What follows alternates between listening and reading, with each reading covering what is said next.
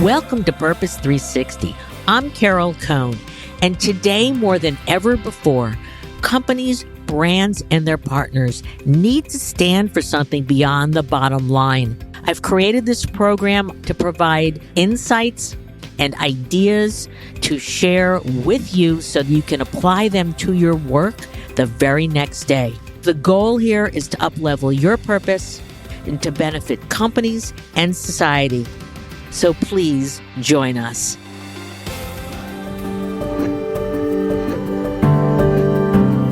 With me today is Wendy Salomon, and she is the Managing Director of Corporate Strategy and Reputation at the Harris Poll. The Harris Poll has been in existence since 1963 with deep capabilities in public polling and strategy and reputation.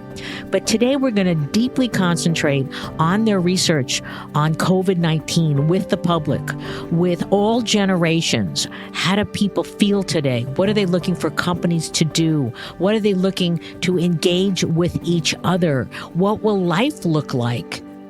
Hopefully when we return back to normal in some months versus perhaps longer than that.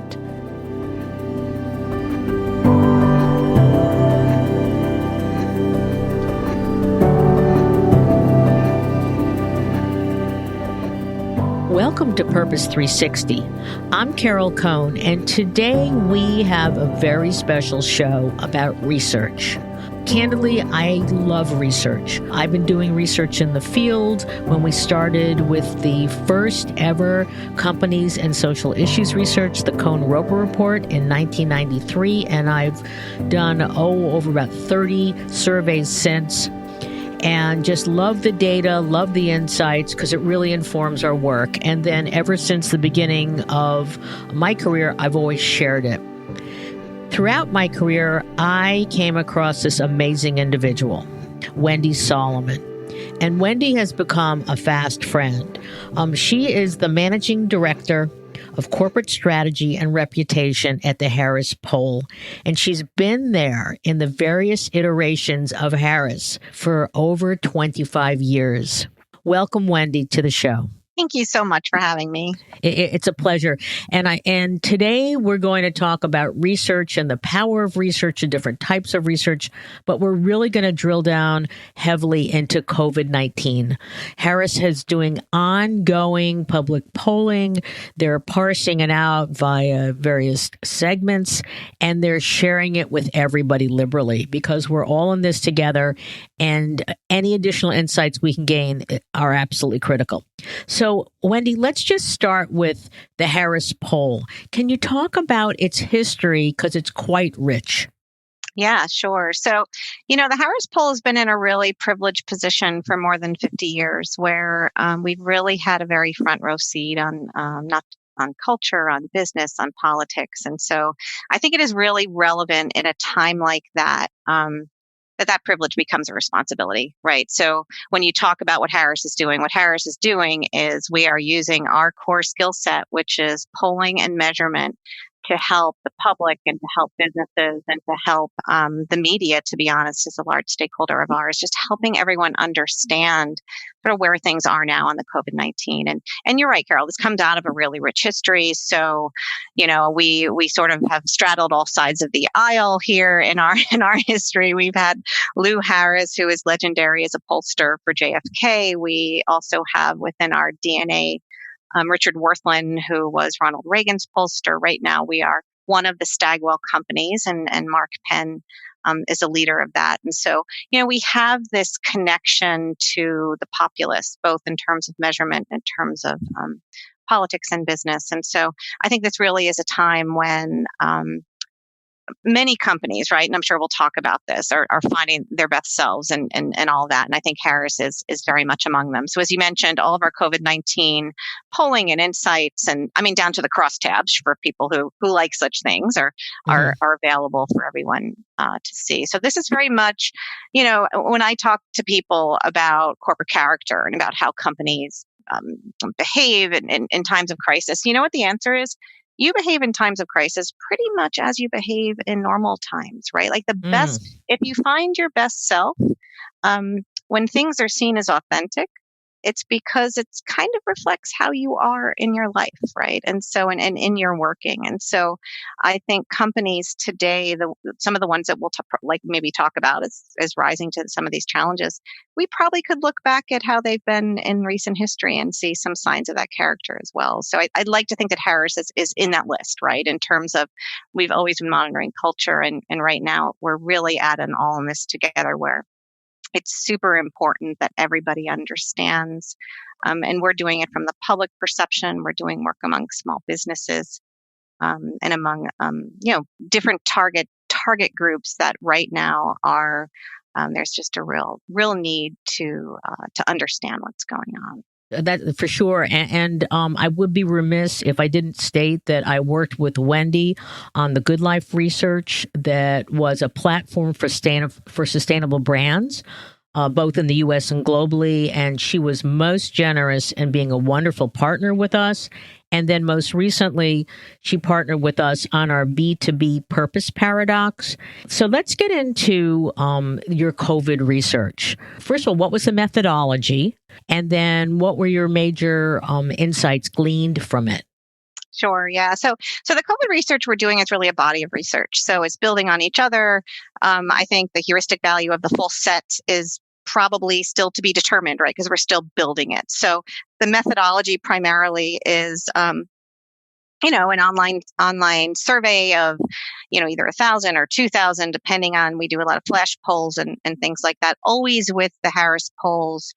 Adhering to our media standards in terms of thought leadership. So, our representativeness rules and all of our mandates, which actually Harris is industry leading on sort of how to construct good research programs, both at the questions and at the sampling and the representativeness and the data quality checks at the back end. So online survey, 1,000, some of these questions are based on an at 2,000. But what we're doing is since the beginning of this, well, I guess you can argue when the beginning is, but certainly for the last 3 or so weeks, as sort of the intensive nature here in the U.S. has become very obvious, and we've realized the challenges that it presents to the business community, to the healthcare community, to all of us, each in our own homes right now. We really wanted to understand it, and so I think we're in our fourth wave is coming out of the field now, and so we've been measuring a number of questions on an ongoing basis and a number of questions, and we, I think the notion here is flex, right? Companies are flexing absolutely. All over. Mm-hmm. We are finding new ways to address situations that we never thought we would be. And so we're sort of approaching the research with that in mind. So what are the issues this week, right? So we weren't talking about buyouts a month ago, but more recently we've been saying, what does that look like? So I mean, I think the research, if I had to sum it up, I think that I've talked about this privileged position of monitoring culture and people, and it's great cocktail party fodder, just sort of knowing what Americans are doing. Right now, I really see the level of fear, the level of concern, the level of taking this seriously is wildly different, right, than it was 3 weeks ago. Okay. And so I'll tell you, research is, you can really hang your hat on it, right? If you ask it on day one, sans any major event, you can usually think that on day 3, it's not going to be wildly different.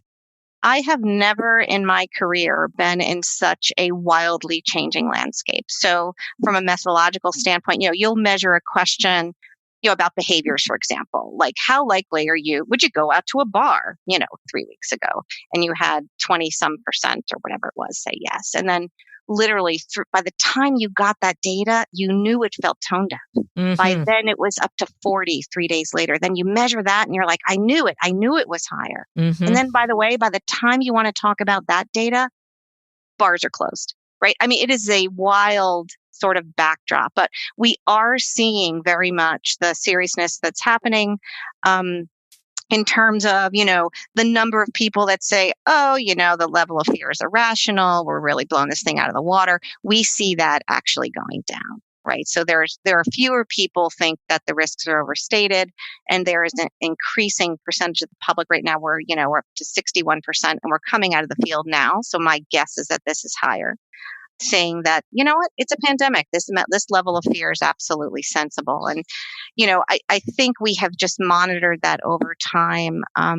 And the fear is a really sort of equal opportunity sort of risk, right? So we say, what about the fear to you personally? We say, what about the fear to the people, the elderly, just the health of Americans, or the economic fear of the American economy? And you see all across where it's 70, 75, 90%, 80%. So in research, in a polarized world, um, it has gotten harder and harder for us to report about that full-throated response when 91% of the people agree. Like, think about it, right? There are not that many things, unfortunately, these days where you have such a universal agreement. And so, the fear for the economy, the fear for the most vulnerable among us has just escalated to that point, which, one could say is reasonable. And when we say, how long do you think this is going to last? Right. And I think when we deploy this research for the business community, it's always about, what, we are going to turn a corner together, right? We're holding hands in this and we are going to turn around the corner. So let's just think about where the public thinks that is, because we know that this is the canary that says, how soon after will they go to a restaurant, right? How soon after would they go to a gym? And so the public right now is saying they're assuming that this is like a 2.5-month thing. And again, this is the data that I'm talking about now is from late last week. So it may have changed over the weekend. But the long tail of this is really evident in our data. So what I mean by that is, when will you go to a gym, right? When would you go to the movies or like a large concert or sporting event? Some people are saying, a portion of people are saying, it's going to take 2 months after the restrictions are lifted for me to want to do something like that. 2 months after restrictions. Okay. Right.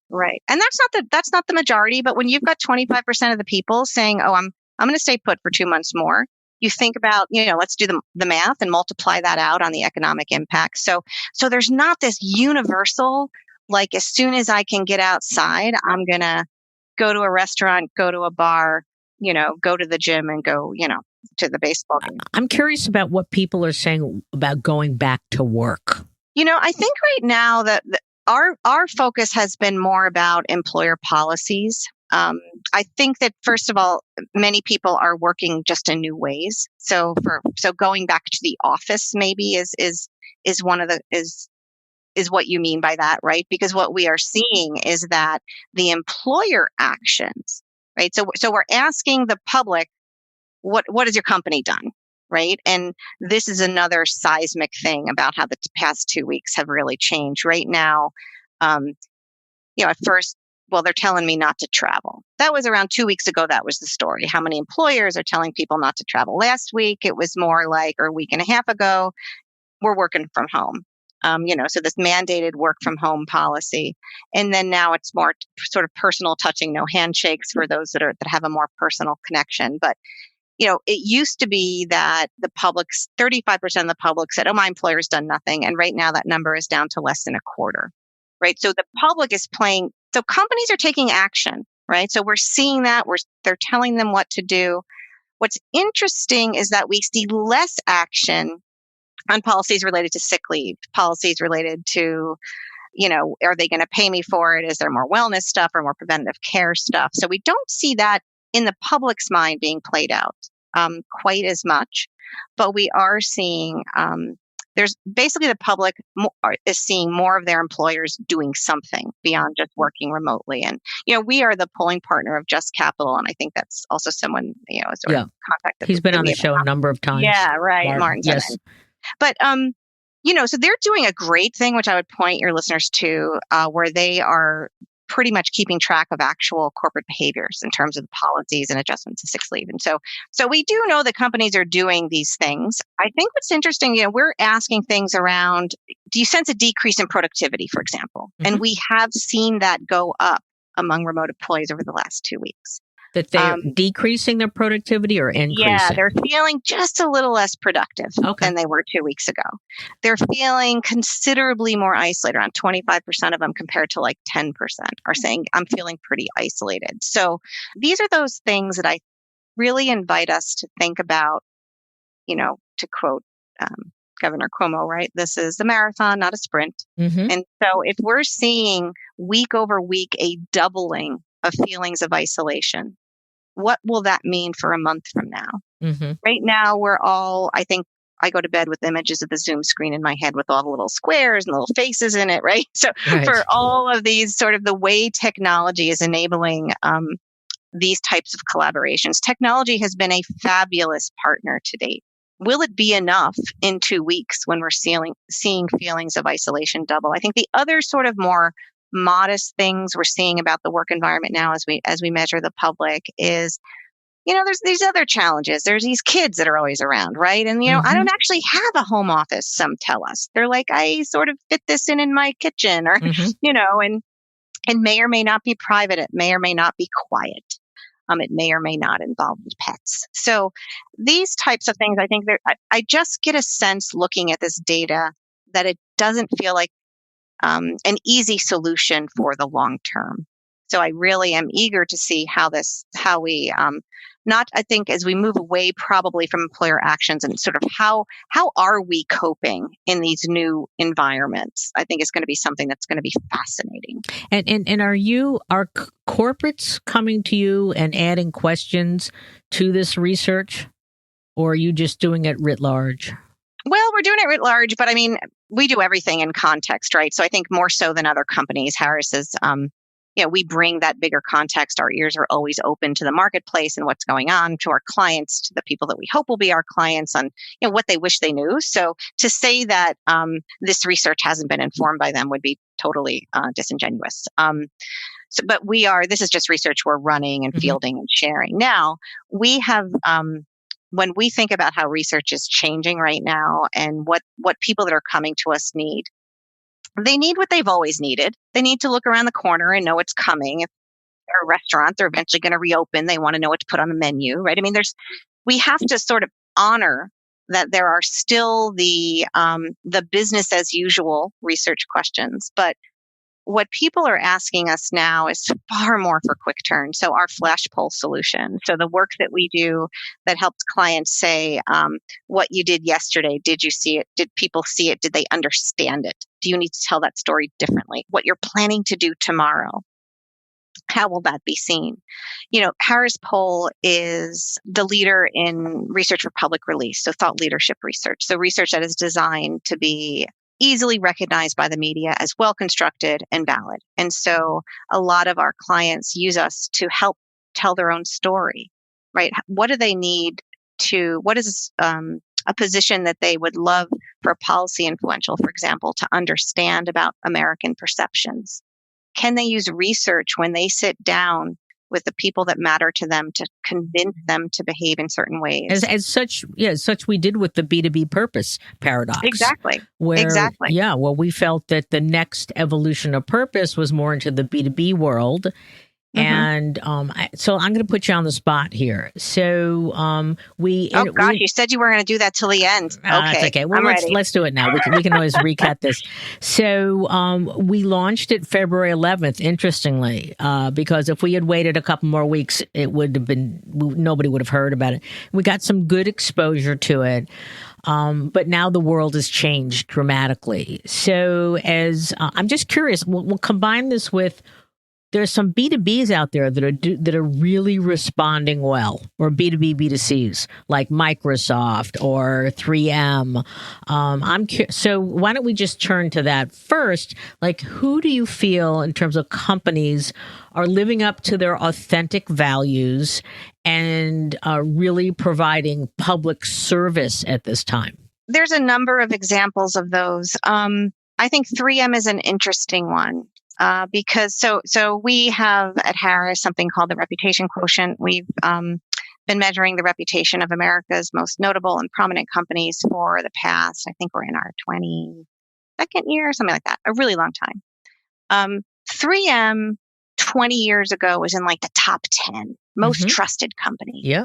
They have just lost relevance. Now, they are a high reputation company, but they don't make our list anymore. They're just not in the consciousness of the American public. I ran some research last week where it's sort of the Main Street view where we talked open-ended We asked 1,000 Americans, what company comes to mind as responding to this crisis in a way that makes you feel more positively about them?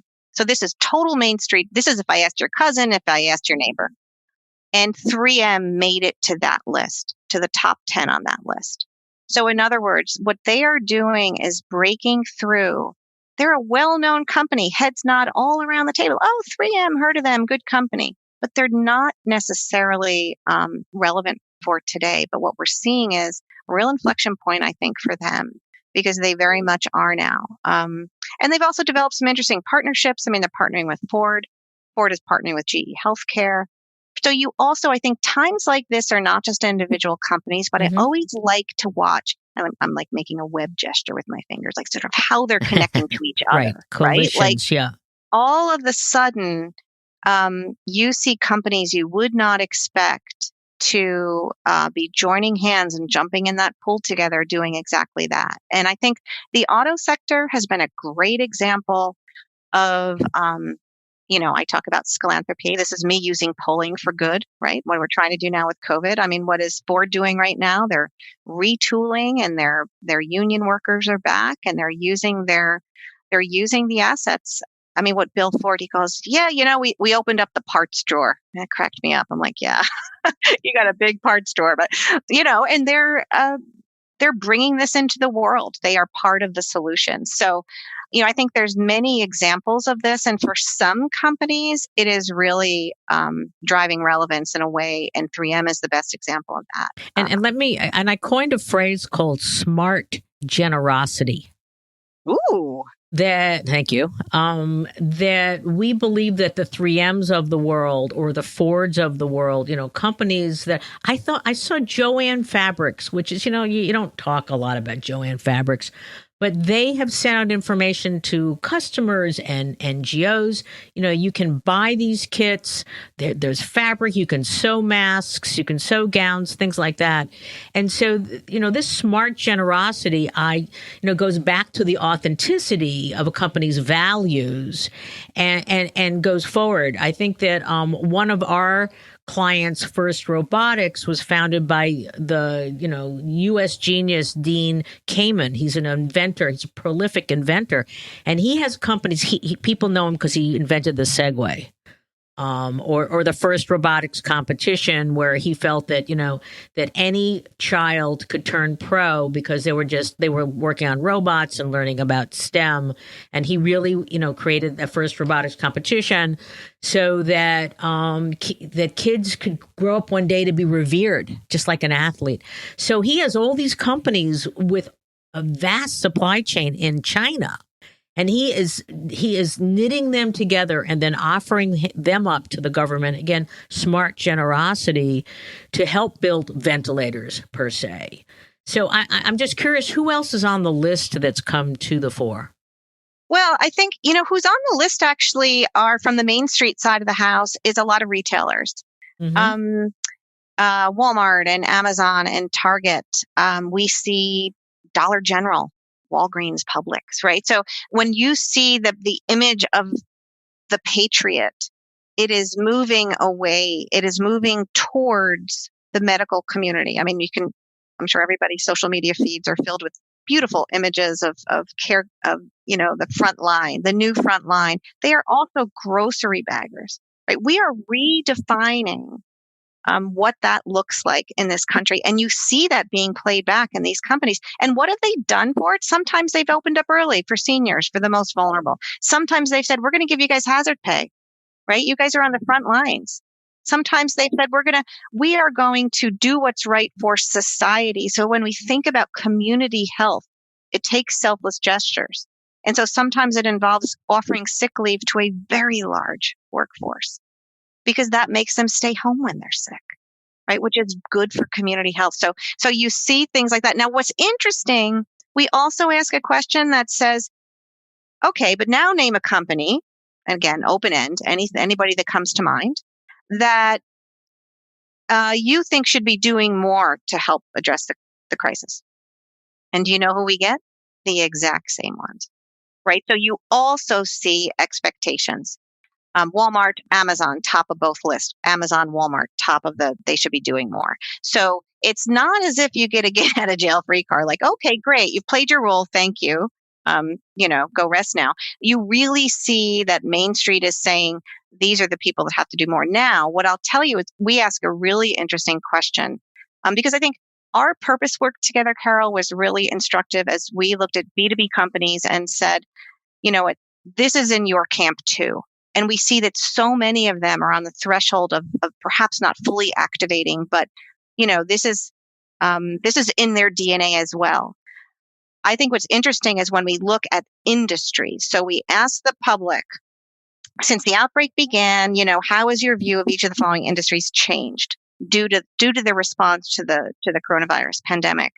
And what we see is that who is gaining industry reputation. So when I say that, there's like a virtual bank somewhere, right? You got a good reputation. What does that mean? You could take a few more arrows, you could make a few missteps, but you overall have this equity bank. And so we're seeing that build in grocery exponentially, and we're seeing that build in healthcare, of course. So again, it's very confirming of the other work we're doing. Now, the third most common, and I'm putting industry in quotes, it's technically not an industry, but sector, is small businesses. This is the moment, I think, where we're seeing the public really leaning in, looking left and right and saying, there's a lot of those. And wow, that's really problematic for a lot of people. So I have been really interested in seeing how the public is, they're more open to bailouts for small businesses. I think you take it for granted in your just normal, life. Oh, I'm going to the cleaner. I'm going to the grocer. I'm going to the diner. I'm going to the vet.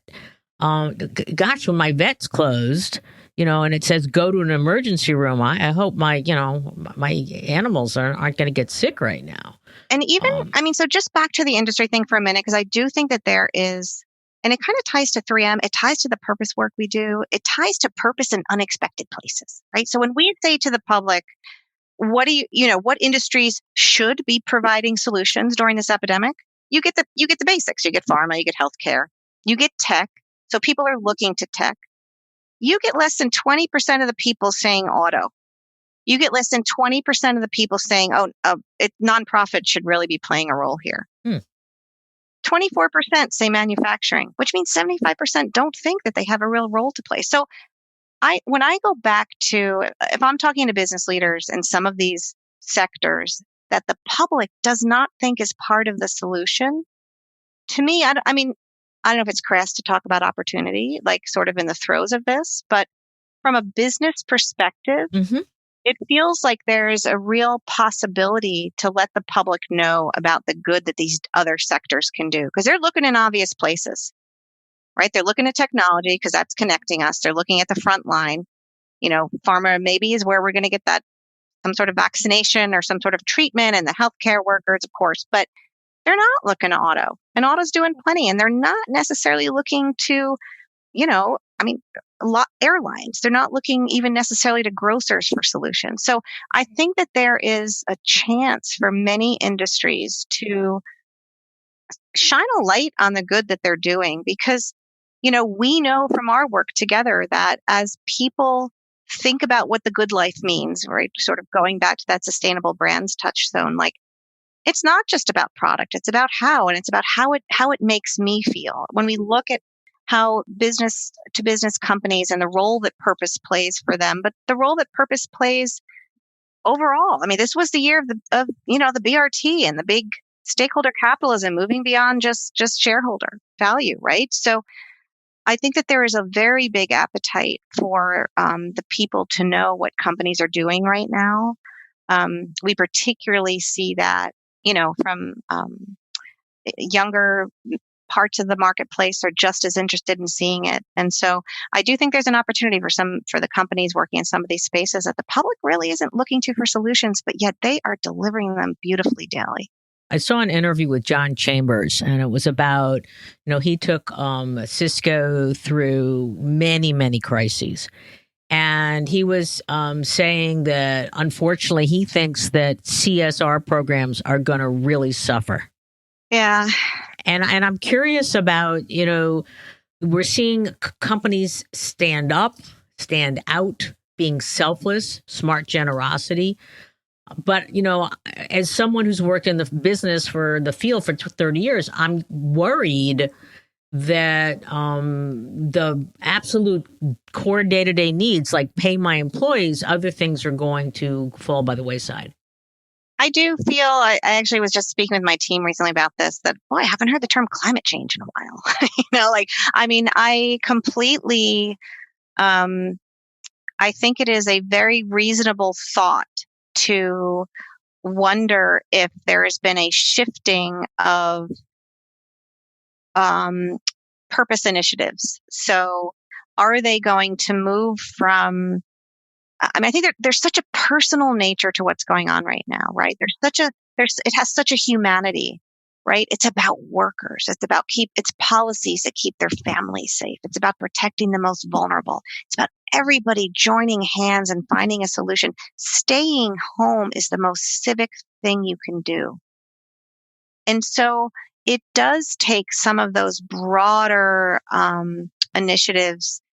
It feels like they're going to have less resonance in the year ahead, unless they are connected. What I do think is here to stay is this notion of civic, right? And we've seen that in the past year, especially in the US, I think, where conversations have gone, the polarization, I think, right now has made it difficult to stay away from political and to keep it in the civic and human, right? There's been this line that companies are trying to find in the increasing, politicization of corporate America even. And so my sense is that as long as we keep tying back to this human touchstone, that's going to be important. But I think that fear is a little bit founded, that we may see a little bit less energy. It's a heavy lift, right? What we're doing now. And so how to ask us to go back to, I go back to all of these, we've done a lot of work around what issues matter. And not even just what issues matter to Americans, which we look at all the time, but what issues do Americans think that companies should engage in, which is a different question, right? And you see things around, you see a lot about healthcare, a lot about that safety net. And so I think that's going to become only more prominent. I think actually how companies are in relation to workers will be more prominent. I think it will be a little bit less likely that we see the same relative to how companies are in relation to the environment. We may see some little bit of lessening of intensity of commitment to some of those issues for the near term. But what I think is really interesting is that the number one thing on that list of all the issues we measure that companies need to address is data privacy. And when I think about, we've done a lot of work around, how Americans are behaving. How would a company help somebody stay socially distant? Do you put a chip in your watch that actually says, oh, maybe it's a COVID tracker where somebody in this, arena / deli, I don't know, and this is all, but don't you, in this moment of pandemic, things seem reasonable, right? And so I'm really curious to see where our relationship to data privacy goes as companies develop new products and new solutions, where this may be actually a core input to something that does protect community health, right? Or you personally, or your family. So that's been a really interesting one, I think, particularly as you think there are parts of this population that aren't, when we look at the older population, for example, a lot of our work around who's doing what in terms of compliance around COVID, there's a lot of cavalier people in their 60s and 70s we're finding who are like, oh, no, I'm totally compliant, but, I go to the store every morning. You got to get out, right? Whereas the rule would say, well, actually, you shouldn't do that quite that often, or you should minimize that. They're less likely to have food delivered. They'll go pick it up. Yeah, let me ask you this about changing behavior. Because, we are now told, wash your hands, 20 seconds at least, et cetera. And, stay at home, social distancing. What's your vision of how much will our behaviors change when we lessen the curve and we start going back to work? Oh, I think they're going to change wildly. And what do you think the new behaviors are going to be? I think I have been astounded. So what's it been? 3 weeks? I don't know. Yep. And I've been astounded at how well I can connect with clients, understand their needs and what we need to do with them without hopping on a single airplane. Right. And what would Greta say about that? She'd love it. Right. So back to, Right. A lot less travel. Right. I think there's going to be a fair amount less of that. I think that my husband is a college professor and he just came out of teaching an online class. He's like, that was great. Like people who don't always speak were speaking up. And so you can see, I'm not talking about a replacement, but there is a whole generation of teachers at the elementary, high, and higher ed level that are learning a whole new bag of tricks. It's hard and it's painful, and sometimes the students are teaching them. But my guess is that the way education is delivered will be forever altered because we've upskilled in this mass civic effort. We have upskilled that entire profession over the course of 3 weeks. So, I really feel like those are some of the most obvious ones. Let me ask you about, because you mentioned earlier civic engagement. And, I'm just following it massively. And also, I'd just like to say to our listeners that we have pivoted this podcast. We are also having a sister podcast called Humanity at Its Best.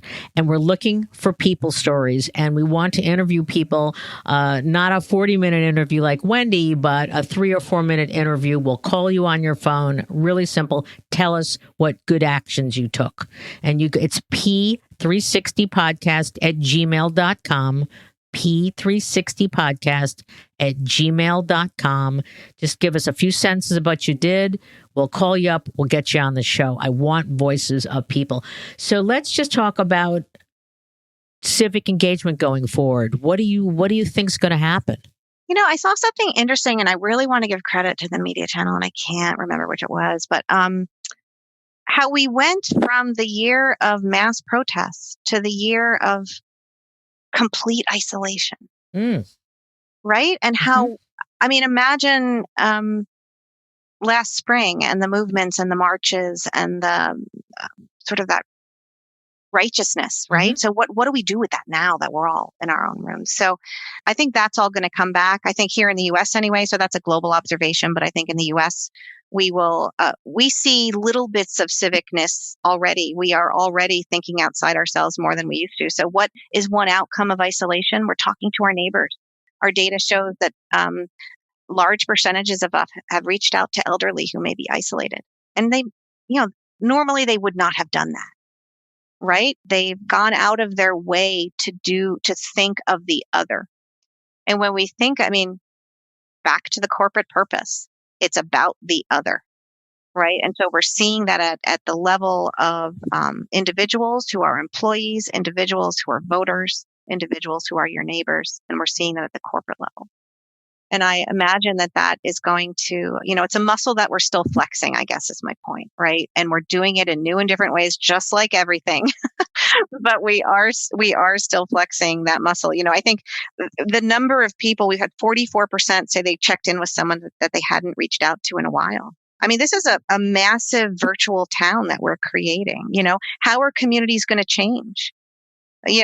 How are households going to change when play dates are virtual? I think there's a lot of things we don't know, but we have seen a number of things among the public that is making us think that the civic connectedness that's at the core of getting out the vote and all those other civic activities that are oftentimes more front and center, it's still in our DNA, and we're seeing it manifesting in different ways. So it's kind of a sleeping DNA, or I love it. A positive part of us that needs to be reinvigorated, and it is. Well, and I think part of what, as we think about brands, I want to look around the corner, and again, not opportunistically, but we will get to the other side of this. What are the brands that are helping people find them best selves? What are companies that can say to Gen Z, who you still got 30% of them saying, yeah, I'd go to a friend's house for a visit in days of social distancing. So I want to, chain my Gen Z children down to the chair. But, so how can a brand, who's the Rosie the Riveter for Gen Z? Yeah. Right? Who's going to own that? They won't even know. They won't know who Rosie the Riveter is. but you did. That's the beauty. So, so like, who's going to make that translation, right? And so, what are the opportunities for? And by the way, it's not just Gen Z. Generationally, you've got older Americans who are being a little cavalier. I told you they're shopping a bit more than maybe they're not using some of the delivery apps and things like that. And what is the company or the solution for that that can help each of these different generations find their best selves and make those decisions easy for them to make in the interest of community health? Yeah, exactly. In our last remaining minutes, because it's been a fascinating conversation, what about millennials and more Gen Z? So the older Gen Zs, because I know you can't go younger in your polling, but what are the older Gen Zs? What are you hearing from them? They are wishing that the older generation, they're the steady hand, it feels like, in some of our work, right? So they're actually a little bit more compliant about things than their older generation. And so you can just imagine what as you're zooming in your in-laws, what you're telling them to do versus what you're doing yourself. So I think that they are, everybody is in an unprecedented situation. Every generation, I think, will be changed for it. I think the millennials have the tools. We are seeing the technology and the role that it has, right? I mean, it's unbelievably. And by the way, it's really working well. I mean, imagine every day my household wakes up. What if the internet went out, right? But God, but things are doing well. So I think it's about some of those native tools, right? So those older Gen Zs are absolutely the one that have the skills to communicate this way from the beginning. So I think what we're seeing is that it's a little bit easier for them to tolerate as they build virtual communities and they replace those in-person things. In the case of cabin fever, they're finding better ways to avoid it. I would love you to give 3 tips or hints to companies and brands who want to appropriately act during these times? I think the notion of taking who you are and making it louder and making it relevant. So if you can make something that can fill a void, you should. If you can sort of retool that strategy to engage in a new way, it really feels like that's the time to do it. Think about different partnerships. It is really deeply rewarding for me to see the bridges being built across our competency sets, from manufacturing, maybe to the nonprofit, maybe to education, maybe you make things, I market things, whatever the case may be, right? And so think of different partnerships that you could take today that could really amplify your efforts for doing good. You need to look at your workers. When we look at, as I mentioned, we're the polling partner for Just Capital. And when you look at the yardstick that the public uses, and I think this is only going to be amplified exponentially to evaluate a company's character. At the end of the day, wake me up in the middle of the night and ask me what I think about a company. It's largely going to be based on how you treat your workers. So if there's one bit of advice I could give right now, and every bit of our polling supports it, is look at those worker policies. Look at not just the letter, but the spirit of them. Make sure they are encouraging the behaviors that you would want from your own family. I think, and then make sure they're well understood. I think that really it's about the workers. So I think those would be my closing words of wisdom. And in terms of our listeners are going to want to get more information from Harris, where should they go? On your website? What should they look for? Sure. Yeah, at theharrispoll.com, we have a microsite set up for all the COVID-19 stuff. Also reach out to me and my contact information, I'm sure, will be with the podcast. I mean, we're a pretty nimble company, not that big. And so, call Wendy, just call me. I would love to talk more about it. And we'll make sure that all that contact Okay, so now I'll embarrass you. I would like to say that Wendy is one of, she's at Smart Generosity. She is a wonderful partner. She's very hands-on. Her intellect is smart as a whip. Because when we get this data back, first of all, they help us form the questionnaire and the questions, and we have vigorous debate. And then when it comes back with these massive, oh my God, tables and such, she can really cut through and help us, see and formulate the insights. And so anybody listening for a great research partner, she is the best. Oh, thank you, Carol. That's very sweet. And supported by a fabulous team, I would add, too. Oh, a great team. Yeah. So thank you for spending this time. I know that you're really, really busy. We all will get through this, but having smart generosity and working collaboratively will help us hopefully get out of this sooner than later and stronger than ever before, learning all sorts of new ways to go to market in an authentic and caring and empathetic way.